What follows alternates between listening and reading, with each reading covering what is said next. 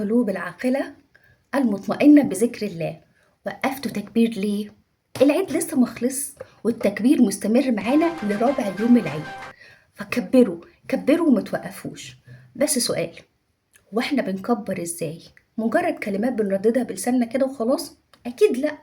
التكبير مش مجرد طقس بنأديه، التكبير ده آلية لإصلاح ما أفسدته الحياة وساكنيها فينا. عبارة الله أكبر هي الأداة السحرية لإعادة ترتيب فوضى الحياة جوانا قبل برانا. وعشان نفهم إزاي الجملة دي بتعيد ترتيب أرواحنا، خلينا نتأمل معنى كلمة الله أكبر وبتعمل إيه في كواليس نفوسنا المتعبة.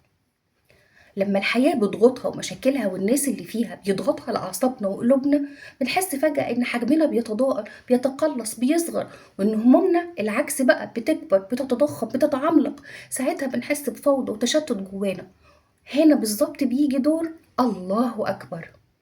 الجملة دي مش مجرد ذكر بنقوله، دي ميزان بيعيد ترتيب كل حاجة لحجمها الطبيعي. لما بتقول من قلبك الله أكبر، انت بتعلن رسميا ان الهم ده صغير، وان الخوف ملوش قيمة، وان ربك أكبر من كل من طغى وتجبر، وأكبر من كل الظروف اللي مريت بيها. هي آلية ربانية بتطبطب على الروح وبتشيل تراكمات الأيام اللي أفسدت سلامنا الداخلي. ولأن الترميم النفسي ده محتاج وقت ونفس طويل، وعشان ربنا عارف إننا بننسى وبننشغل، وعارف إن قلوبنا محتاجة تتشحن وتعمل لها صيانة مستمرة، ربنا ما خلاش التكبير عبادة وقتها قليل أو شوية ساعات في أول يوم العيد وخلاص وتخلص. لا، ده ربنا عمل لنا مأدبة كبيرة وليمة طاعة ممتدة، فخلى عندنا نوعين من التكبير. النوع الأول هو التكبير المطلق، وده اللي بنقوله في كل الأوقات، ماشيين في السوق بنقوله، قاعدين في البيت بنقوله، ماشيين في طرقة بيتنا بنقوله، في كل وقت بنقول الله أكبر. وفي التكبير المقيد، وده اللي بيكون عقب الصلوات المكتوبة، يعني كل ما تخلص صلاتك تقعد وتكبر ربنا في نهاية الصلاة، يعني تختم بيه كل صلاة مفروضة انت بتصليها. الاتنين دول سواء التكبير المطلق او التكبير المقيد مستمرين معانا لغاية اخر يوم العيد. دي بنسميها ايام لترميم النفس، فضلها عند ربنا عظيم جدا. فجه في الحديث الشريف عن الرسول صلى الله عليه وسلم انه قال: ما اهل مهل قط الا بشر، ولا كبر مكبر قط الا بشر. قيل يا رسول الله بالجنة؟ قال نعم. يعني يا الله يا الله، هنكبر ونهلل فربنا يبشرنا بالجنة، واقفين ليه؟ كبروا كبروا. التكبير هو طريقنا للجنة. ربنا بيدينا نفس طويل عشان نخرج من العيد بقلوب قوية مستعدة تواجه الدنيا بملامح هادية ونفوس راضية. عشان كده المرة دي واحنا بنكبر مش عاوزين التكبير يكون مجرد طقس بعيد عن حياتنا ومسؤولياتنا. التكبير مكانه جوه تفاصيل حياتنا اليومية، يعني وانتي واقفة في المطبخ بتغسلي المواعين وهي عمالة تتكاثر قدامك، وبالذات في أيام العيد، كبري كبري، ده ربنا أكبر من المواعين. وانتي بتجهزي صينية الفتة وريحة الطشة جايبة آخر الشارع، خلي قلبك بيكبر مع كل خطوة.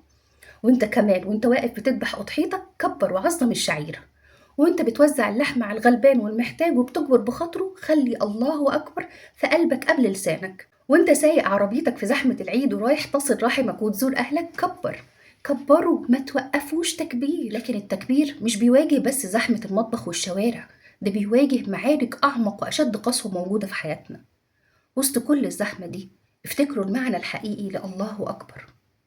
الله أكبر من فقرك، الله أكبر من هم لبس العيد اللي عايز تجيبه لولادك، الله أكبر من طلبات ولادك ومراتك وإخواتك ومامتك اللي فوق طاقتك، الله أكبر من مديرك الظالم المتسلط، الله أكبر من طليقك الغاشم، الله أكبر من زميل الشغل الحاقد، الله أكبر من جارك الحاسد، الله أكبر من عمك أو خالك اللي واكلين ورثك ومستقويين عليك، الله أكبر من الفقد والموت اللي بيخطف عزيزك، الله أكبر من كل دول. الكلمة دي بتنزل على الجرح بتهده، بتقولك ما تخافش، ما تشيلش الهم، ربنا أكبر من كل اللي كسروا خاطرك، ربنا أكبر من كل الظروف اللي عجزتك. فلو استقرت العظمة والسكين ده في قلوبكم، هانت العواصف ورجعنا لواحد السكينة واليقين. في مقولة جميلة بنسمعها دايما: لا تقل يا رب عندي هم كبير، ولكن قل يا هم عندي رب كبير. المرة دي واحنا بنكبر بعد كل صلاة بنصليها، أو احنا بنتحرك وسط مسؤولياتنا والضغوط اللي مش بتخلص، مش عاوزين الصوت بس يخرج من حناجرنا، لا، عايزين نغمض عيوننا لثواني ونستشعر العظمة. سيبوا السكينة تدخل وتطرد كل فوضى ووجع جواكم. افتكروا دايما إن ربكم أكبر من أي تعب وأكبر من أي هم. كبروا بيقين واستصغروا كل هم في حضرة وملكوت الله سبحانه وتعالى.